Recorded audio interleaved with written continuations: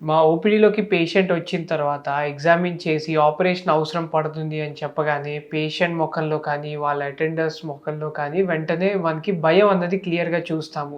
వాళ్ళు అడిగే ఒకే క్వెషన్ మా ఇంట్లో కానీ, మా చుట్టుపక్కల తెలిసిన వాళ్ళలో కానీ ఇలానే స్పైన్ ఆపరేషన్ అయింది. అయిన తర్వాత పేషెంట్ బెడ్ రిడెన్ అయ్యారు. అది అని చెప్తూ ఉంటారు.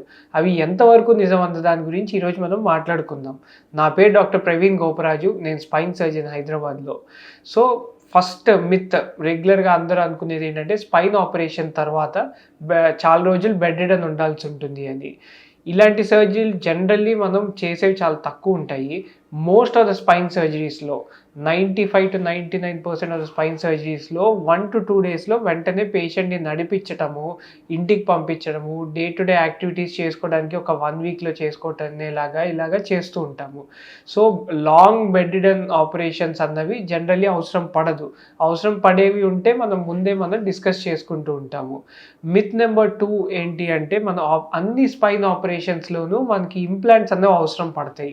ఇంప్లాంట్స్ అంటే స్క్రూలు గానీ, రాడ్‌లు గానీ ప్రతి స్పైన్ ఆపరేషన్‌లో అవసరం పడుతుందా అంటే కొన్ని సర్జరీస్ ఉంటాయి. డిస్కెక్టమీస్ అని, డీకంప్రెషన్ ప్రొసీజర్స్ అని. అవి కూడా మనం ఎండోస్కోపిక్ పద్ధతిలో చేస్తూ ఉంటాము. సో, అలాంటి వాటిలో మనకి ఇంప్లాంట్స్ అవసరం పడటము ఇలాంటివి ఏమీ ఉండదు.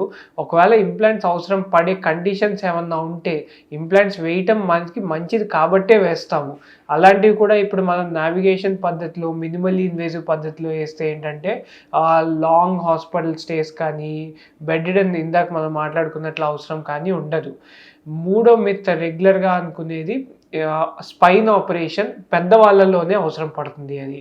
ఇప్పుడున్న డే అండ్ ఏజ్‌లో రెగ్యులర్‌గా మేము హైదరాబాద్‌లో విచ్ ఈస్ ఐటీ హబ్ మనం చూసేదేంటంటే రెగ్యులర్‌గా IT professions and long sitting government jobs వీళ్ళల్లో లాంగ్ సిట్టింగ్ అవర్స్‌లో ఉండేవాళ్ళు రెగ్యులర్‌గా బ్యాక్ పెయిన్ చూస్తూ ఉంటాం. ఎస్పెషల్లీ వీళ్ళు ఎక్కువ జిమ్‌కెళ్ళే వాళ్ళు కూడా ఉంటారు కదండీ! జిమ్‌కెళ్ళి రాంగ్ పద్ధతిలో వెయిట్స్ ఎత్తేవాళ్ళు, కరెక్ట్ పద్ధతిలో వర్కౌట్స్ చెయ్యని వాళ్ళల్లో బ్యాక్ పెయిన్, సయాటికా పెయిన్స్ చూస్తూ ఉంటాం. సో, వీళ్ళల్లో కూడా మనకి స్పైన్ ఆపరేషన్స్ యంగ్ ఏజ్‌లో కూడా అవసరం పడితే చేయాల్సి రావచ్చు. అది కూడా మన స్పైన్ సర్జన్‌ని కలిసిన తర్వాత వాళ్ళు చెప్పిన దాని ప్రకారంగా మనం ముందుకు వెళ్ళాలి. నాలుగో మిత్ ఏంటి అంటే స్పైన్ సర్జరీ తర్వాత పారాలిసిస్ రిస్క్ అనేది చాలా ఎక్కువ ఉంటుంది అని. సో, స్పైన్ ఆపరేషన్ తర్వాత పారాలిసిస్ రిస్క్ అన్నది వెరీ, వెరీ, వెరీ కంట్రోల్డ్‌గా మనం చేస్తాము. ఇప్పుడున్న డే అండ్ ఏజ్ ఎక్విప్‌మెంట్ మనకున్న పరికరాలతో ఏంటంటే the risk has come down చాలా చాలా తగ్గింది. నిజంగా మనకి కాళ్ళల్లో పారాలిసిస్ వచ్చే ఆపరేషన్స్ భయం ఎక్కువ ఉండే ఆపరేషన్స్ ఏంటి అంటే స్కోలియోసిస్ సర్జరీస్. ఆ ఆపరేషన్ చేసేటప్పుడు అంటే స్పైన్ ట్యూమర్స్, స్పైన్ ఫ్రాక్చర్స్ ఇలాంటి కండిషన్స్‌లో ఏంటంటే మనం స్పెసిఫిక్‌గా కొన్ని న్యూరో మానిటరింగ్ అని ఒక సెపరేట్ ఉంటుందండి. అది పెట్టుకొని చేయటం వల్ల రిస్క్ అనేది చాలా తగ్గింది. సో, దీనివల్ల మనకి ప్రాబ్లమ్ లేదు. అండ్ ఫిఫ్త్ మిత్ ఏంటి అంటే స్పైన్ ఆపరేషన్ తర్వాత మన లైఫ్ నార్మల్‌గా ఉండదు. కొంచెం మెకానికల్‌గా రోబోట్ లాగా తయారవుతాము అన్నది. ఇది కూడా మిత్ కానీ నిజం కాదు.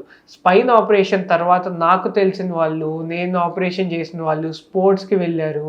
ఈవెన్ కొంతమంది ఒలింపిక్స్‌లో పార్టిసిపేట్ చేయడానికి పోటీ పడుతున్నారు. రెగ్యులర్ స్పోర్ట్స్ ఆడేవాళ్ళు, స్కూల్ ప్రిన్సిపల్ ఉన్నారు. అండ్ ఆల్సో క్రికెట్ ఆడేవాళ్ళు ఉన్నారు. జిమ్‌కెళ్తున్న వాళ్ళు ఉన్నారు. ఐటీ ప్రొఫెషన్స్ ఉన్నారు. వర్క్ ఇంతకుముందు స్పైన్ ఆపరేషన్ ముందులానే చేసుకుంటున్నారు. సో, ఇవన్నీ మిత్స్ అండి. సో, ఇవన్నీ మిత్స్ పక్కన పెట్టి మనం డిలే చేయకుండా ఇన్‌ఫాక్ట్ డిలే చేస్తేనే ప్రాబ్లమ్ అనేది పెరుగుతూ ఉంటుంది. లాస్ట్ మిత్ ఏంటి అంటే మనం ఇప్పుడు స్పైన్ ప్రాబ్లమ్ రాంగానే బాబాల దగ్గరికి వెళ్తే, వీళ్ళ దగ్గరికి వెళ్ళినా లేదా మసాజ్‌లు చేసినా తగ్గుతుంది. కంప్లీట్‌గా క్యూర్ అయిపోతుంది అని. కొన్నిసార్లు అది హెల్ప్ అవుతుంది. కానీ అన్ని సార్లు అది హెల్ప్ అవ్వకపోవచ్చు. మనం స్పైన్ సర్జరీ అన్న ఫియర్‌తో ఒక స్పైన్ సర్జన్ దగ్గరికి వెళ్ళకుండా ఇలానే చేసుకుంటే ఇంకా మనం డిలే చేసుకొచ్చే కొద్దీ కూడా మనకి ప్రాబ్లమ్ పెరిగి దానివల్ల ఔట్‌కమ్స్ కూడా డిలే అవుతాయి తప్ప it will not help you in any way. So, ఇవన్నీ మీరు ఆలోచించుకొని ఏమన్నా స్పైన్ రిలేటెడ్ ప్రాబ్లమ్ ఉంటే స్పైన్ సర్జన్‌ని కలవండి. కలిసిన తర్వాత మేము కూడా డైరెక్ట్‌గా ఎప్పుడు స్పైన్ సర్జరీ చెప్పము.